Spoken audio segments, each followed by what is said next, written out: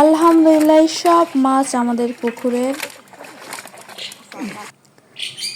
এই পুকুরটা আমার দাদা কেটে গেছিল, আর অনেক বড় পুকুর, কিন্তু এখনকার দিনে কিন্তু মানুষ পুকুর আর কাটে না, কারণ পুকুর কাটতেও অনেক টাকা, তারপর আবার মাছ চাষ।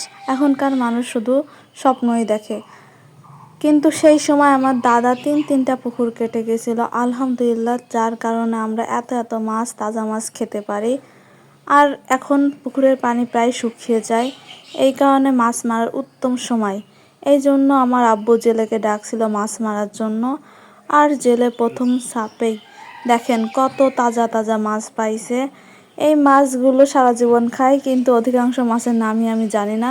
আর আমার কাছে সবথেকে বেশি ভালো লাগে গুড়া মাছ। বাজার থেকে গুড়া মাছ আনলে সেই মাছ পচা থাকে, কিন্তু আমাদের পুকুরে একদম টাটকা মাছ। এই মাছ খেতে এত মজা। আর সব থেকে মজা হচ্ছে এই বড় মাছ, একদম লাফ দিচ্ছে সেই মাছ। আর এই মাছ ভেজে খেতে এত মজা। আমাদের পুকুর থেকে মাছ মারলেই প্রথমে কয়েক পিস আমি তুলে রাখি, যে টাটকা টাটকা মাছ ভেজে খাবো।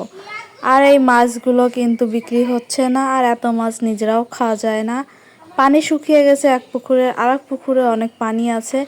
যে পুকুরে পানি আছে সেই পুকুরে এই সবগুলো মাছ ঢেলে দেওয়া হবে, যাতে মাছগুলো ভালো থাকে। আর সামনের বছর এই মাছগুলো যাতে আরও বড় হয়, এই জন্য স্থানান্তর করা হচ্ছে। আলহামদুলিল্লাহ।